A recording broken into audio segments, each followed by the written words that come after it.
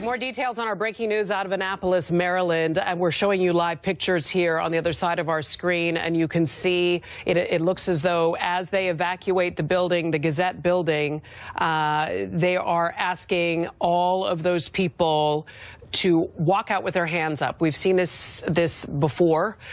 They have to separate who is a suspect and who is an innocent bystander. So they're being led out to safety.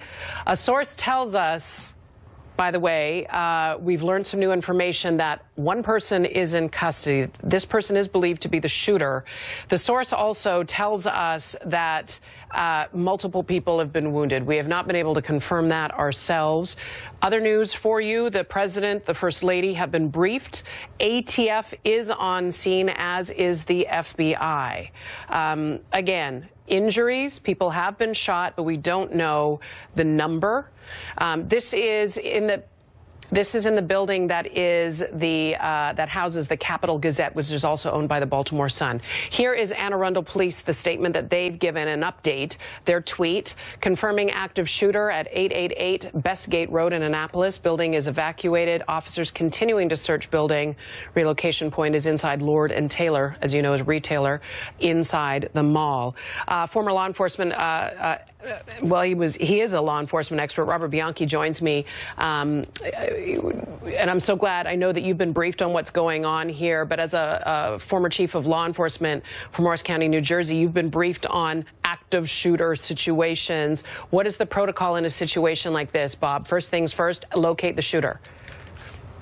Well, the first thing is the safety, as many people as possible, set up perimeters, and definitely lock down and eliminate any of the threat by any shooter or shooters is the primary responsibility. And as you noted, MichaeLA, there have been many instances in which people are posing as being victims or witnesses to an active shooter that actually wind up being the shooter themselves. So that's why you're seeing them very carefully removing people when it's safe to do so, as many as possible, but nevertheless looking at each one as a potential suspect, because even though they have one in custody, there could be others that are involved as well.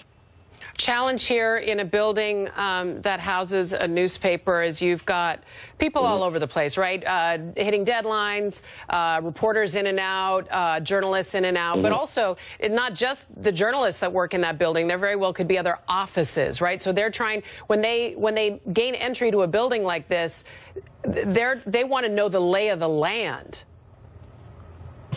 That's a great point, MichaeLA. When I was prosecutor, we actually went to all of our critical infrastructure businesses and schools and places like this to do actual mapping, knowing who the principals were, knowing what all the locations, where the electricity and utility cutoffs were, so that when we went to a scene, we were preparing right from the get-go inside of our vehicles to know exactly what we were confronting. We had staging areas set up for various things like medical and press and police interdiction. This is one of the biggest things that you're seeing is problematic since I'm out being prosecutor. We still consult companies. You saw recently with a YouTube company where they have very lax security and they don't in relationship with the law enforcement community, so that God forbid there's an act of workplace violence or even just a common disaster, that law enforcement can be ahead of the curve rather than trying to gather information when they get there.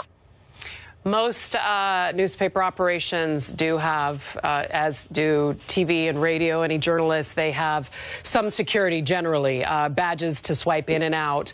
Obviously, so we see the people being led out there. They're going to want to talk to all of these people. What did you see? What did you hear? What do you know? Right, sure. And all the various law enforcement assets are going to also dive into this particular person who's been placed in custody and any others through all their social media, through all the electronic data and the footprint that that person has to see if they're part of any group or complicit with anybody else. But yes, everybody's going to want to know what happened. And while you bring up the idea of security, yeah, companies have that, but I think that they could do a better job being a little bit more proactive on working for workplace violence as well as active shooter and disasters. We've seen this before. They have protocols, policies, procedures, but have you trained on them? Have you made your employees safe? Do they know when you see something, say something? Have you gone through scenarios and constant training with them with regard to various things that are happening in other places? Because, MichaeLA, since 2007, when I was prosecutor, I've been saying In my career, I have seen a seething level of people that are looking to make themselves famous or do something crazy in the world that were kind of kept under the radar. But with the vitriol going on, something happening in our society, we knew it was just a matter of time that these individuals would start coming out of the woodwork to have their day of fame, if you will. Yeah, Annapolis, Maryland, the capital of Maryland, east of D.C., a lot of attention and a lot of tension in D.C. and around the country right now. Noticing in the response here, Bob, I think I saw some armored vehicles, some Bearcats, fire department, and it looked like a mobile command center as well. They'll bring that in to act as the command point. All of the information funneling in and out of there so the commanders can decide how to best confront this issue. Yeah, exactly. You have to have an incident command structure. One thing you don't want when you have multiple law enforcement agencies is being a fight over who is in charge and having multiple entities doing, going in different directions. So what they're doing right now is setting up a command post. That command post is going to be central to getting data that's going to be coming in there, both for safety reasons, and there will be a team of people in there that are already conducting an investigative aspect and aren't actually involved in the protection of the individuals there. So it sounds like they're doing a great job. Bob Bianchi, law enforcement expert, joining me on the phone. Thanks so much for joining us. Our coverage of what's going on in Annapolis, Maryland. Reports of an active shooter. That shooter, we're told, is in custody, but there are multiple injuries being reported from a source telling our associates at CNN and at WJLA. We're going to take a short break. Back in a minute. Another update on the breaking news out of Annapolis, Maryland. A person in custody following an active shooting incident at the Capitol Gazette building. We've been told there are multiple injuries. The shooting reportedly happened inside the newsroom of the Capitol Gazette. That's a newspaper that's been around since literally the 1880s. Obviously, Bob Bianchi, sorry, I've got voices in my head, Bob, and I'm glad your voice is one of them. Obviously, in a situation like this, we, the media, are anxious to pass on information to our viewers, right? Law enforcement is going to be tight-lipped because they're in go mode. They're in assess, secure, and protect mode. That's right. Yeah, MichaeLA, and the other thing, too, is having been a person who was going to have to get out there and give a press conference on something like this, I do not want to be feeding bad data to the public, even when I'm ready to do that. So where we go slow and deliberate in gathering the facts, the media always wants you to kind of have an answer before an event even happens. So there's a little bit of that tension that goes on with that. But they are not going to get out there other than to potentially say the community is safe, give some basics on the case, and then they're going to back away because right now they have somebody to prosecute. So let's not forget there's a court piece to this too. So they don't want to say anything that they're going to have to contradict or change later on. Just because they have one person in custody, that doesn't mean they think the event is over, B, the threat has subsided. They're going to go floor to floor to secure that building. Absolutely. It's going to be an extremely meticulous process. They're going to go very slow for officer safety now that they've had the people evacuated from the building. And then, like I said to you before, there's going to be an investigative team that's working in the command center right now, dispatching officers to try to get, and detectives and all the federal assets that are there to get as much data and information to make a determination as to whether or not, one, there's somebody that participated, aided, or abetted, whether or not this is part of a continuing scene where the community has to be concerned about other locations and other news media outlets. I mean, we would look at anything. We expect the worst, anticipate the worst, and then we eliminate those things in that priority. Worst case scenario, moving down to the fact that it could just be a singular person who just went berserk. This is one of those that cuts to the core for us journalists. This happened in a newsroom, at a newspaper. But one of the benefits of that is that you have journalists working inside a newsroom when something like this breaks out. And there was a reporter who has tweeted, and let's pull up some of those tweets if we can, team.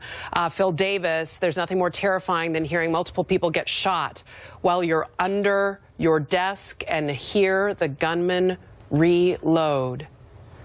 Phil Davis, clearly somebody that works for the Capitol Gazette there, tweeting, live tweeting, if you will. Here's the second tweet from Phil.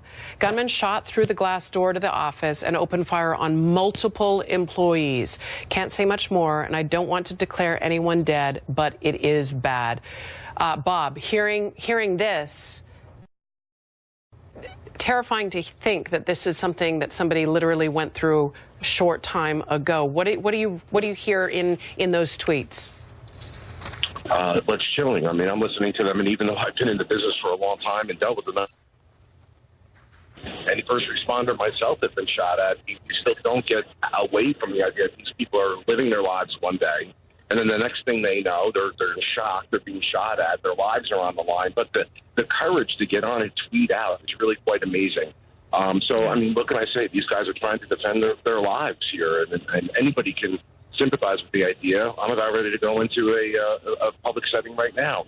I always look head on a swivel, MichaeLA. You always got to be concerned. Is today the day that somebody's going to decide that they're going to take innocent people's lives? Oh, God, what a way to live, though. I mean, that's the thing, and we'll have those conversations going forward. We're in breaking news coverage right now, but in the days coming, we'll have conversations about safety and how we live in a world like this, and there will be the inevitable conversations about guns in the wrong hands. But right now, updating anybody that's just tuning in at the top of the hour here, you're watching HLN.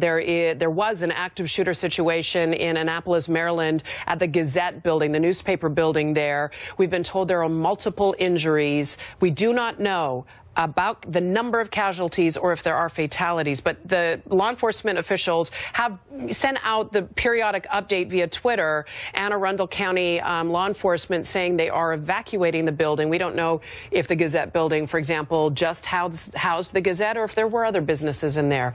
They are evacuating the building. That's why you're seeing people being led out of the facility, arms in the air, standard protocol for an active shooter situation. They can't tell if who's a victim, who might be trying to pose as a victim.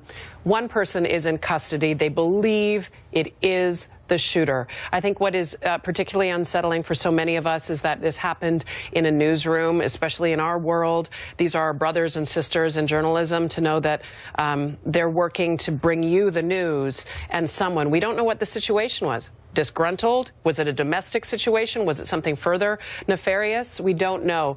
And it'll take them time, Bob. Bob Bianchi, law enforcement expert on the line with me. It'll take some time for them to determine what the motive is. Right now, they're focusing on safety.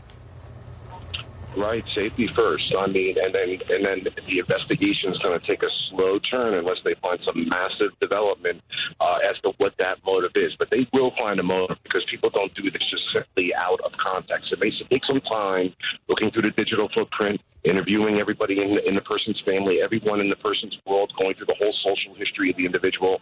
But they'll, like you said, MichaeLA, is it a disgruntled person? Is it a domestic violence scenario? This is all the workplace violence scenarios that we deal with many days, day in and day out, that don't ultimately result in shooting, but injury to people. Is this a person who has an axe to grind because of the vitriol that's going on in our political system? It feels like they're on Team A and they're going to shoot up Team B. You just don't know now, but they'll figure it out. They'll figure it out. They'll figure it out quickly. We're glad to know that they do have someone in custody.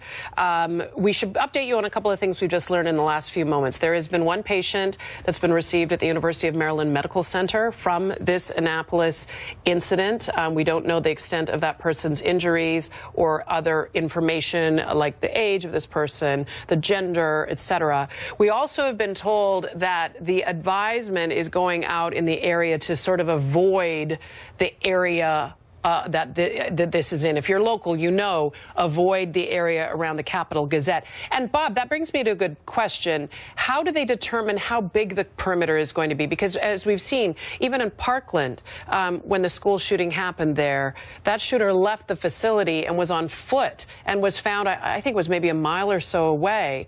How do they determine how wide of a perimeter to set?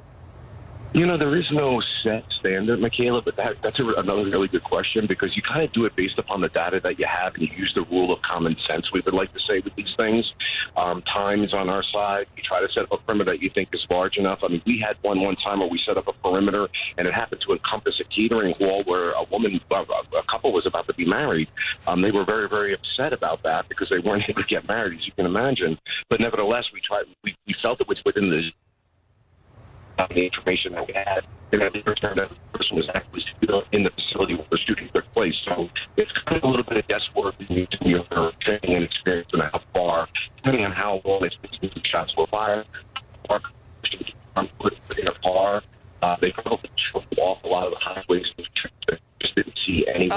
It sounds like our phone, our transmission is getting a little cut up. That's the challenge with cell phones. As we work on the transmission with the phone line, let me update you again on what we're watching. That we're calling it the Capitol Gazette shooting. It happened in a newspaper newsroom. And we saw tweets from a reporter hiding under his desk. Reportedly, a gunman came in, shot out the glass windows that are, the doors into the newsroom, opened fire, that person hiding under the desk. We have someone else joining us on the phone here.